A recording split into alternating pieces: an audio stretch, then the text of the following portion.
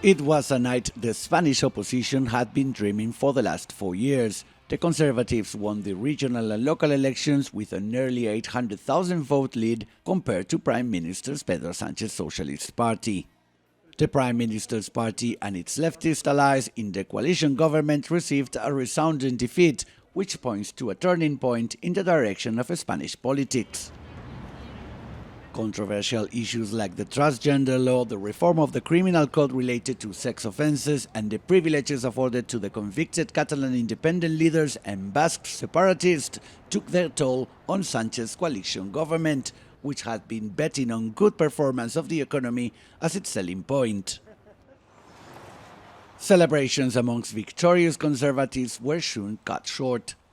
In an unexpected move, Prime Minister Pedro Sanchez announced a snap election to be held on July 23rd.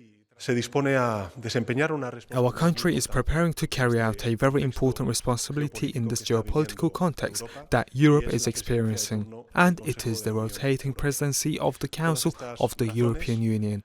All these reasons advise a clarification of the will of the Spanish men and women, a clarification of the policies that the government of the nation must apply.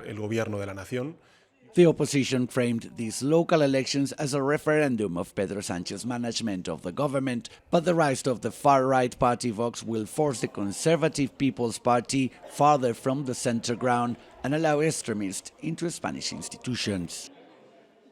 The call for a snap election has been a bold and risky move from Pedro Sanchez, but after his humbling defeat, he probably had no other choice. Sanchez now hopes to mobilize the leftist electorate around the Socialist Party to prevent the far right from entering the national government. The results of the local election showed that the Conservatives, together with the far right, are still a few seats away from winning a majority in Parliament. The question is if it is too late for him to stop a clear trend that shows Spain is leaning towards the right.